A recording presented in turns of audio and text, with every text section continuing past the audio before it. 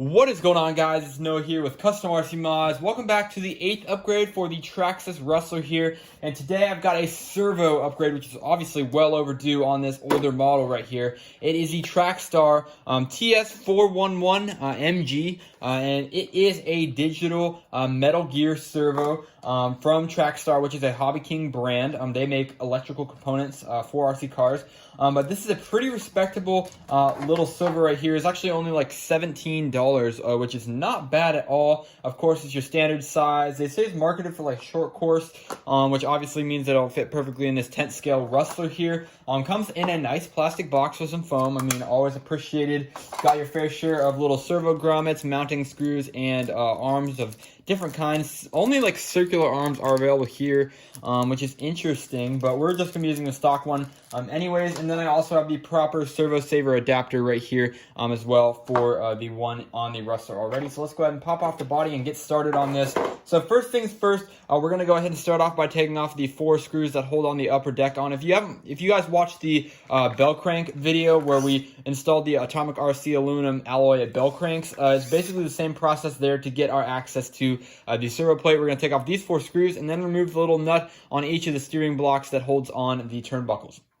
Alright, so with that done, we can go ahead and pull out the upper deck here. And I'm going to go ahead and also unplug the servo because we are going to be replacing that. So just snake out the wire from the receiver. You will have to obviously take that apart if you have the waterproof receiver box, but I don't. So we just have to take it out like that. And then I'm going to go ahead and take out 5 screws. We got the 4 for the actual mounting of the servo and then 1 for the servo saver right here. So these are all Phillips head in my case. We're going to take those out now.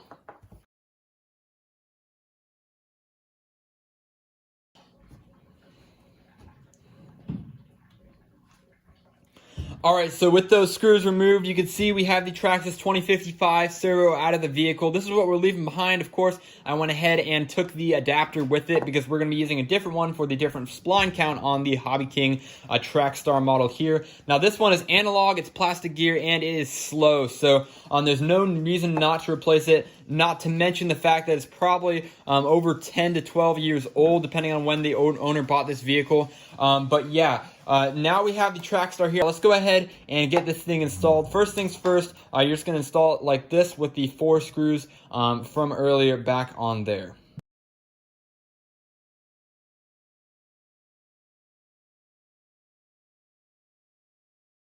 Alright, so with those 4 screws in place, we're going to go ahead and place the new adapter on the servo gear right there, and then I'm going to get ready to go ahead and mount on my servo saver. But before we do that, we have to go ahead and plug it into the receiver so we can get everything centered out.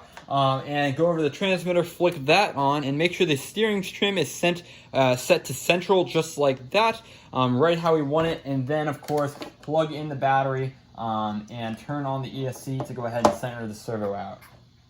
Just like that. Make sure everything's operational, didn't get a dud from the factory. Looks like we're working just like that. And then go ahead and unplug your battery. We can go ahead and unplug the servo for our fiddling convenience here. And now we're going to go ahead and just look at this, eyeball it from straight down and get it installed so that the bell cranks are straight just how we want them, like that. Just like that. And now we're going to go ahead and get a new screw. Alright, so with the servo horn installed, we have to lock it down with a screw. Now, the original one had these wider threads to go into the plastic gears, so we need more of a machine screw just like that. This is just one out of my parts bin. Simple 2mm hex. That's just going to go on there. So find one that kind of fits you. That's the one thing. It's probably included here in the central little parts box, but I have one in my little arsenal of repair parts. Just like that. And now we are pretty much good to go in that sense. We can go ahead and put the upper chassis back in place. Remember, get both of your links out to the sides so they don't get in the way of things, and then slide it down in just like so. I always like to wrap my cord under the servo rather than it getting pinched in the battery compartment, so keep that in mind as well. And then once that's in place, you can go ahead and tighten everything back down with the 4 screws and the 2 3mm nuts just like that. Alright, so with that done, that completes the installation for the new servo. Let's go ahead and turn on the transmitter, turn on the vehicle, of course. And you can see the steering is so much more responsive now than the original analog one, and that is so nice. And of course, steering is nice and on center, and everything is just how we want it. Now you obviously can notice here that my steering is reversed, so let's go ahead and set it back to neutral, and now we are good to go. So yeah, I'm really happy with this performance so far, just looking at it on the bench. I can't wait to see how this thing responds in an actual driving environment. And obviously I'll post another run video once I get out there with the GoPro and things like that. So yeah, thanks for watching, guys. Hope you enjoyed it, and I'll catch you guys in the next video.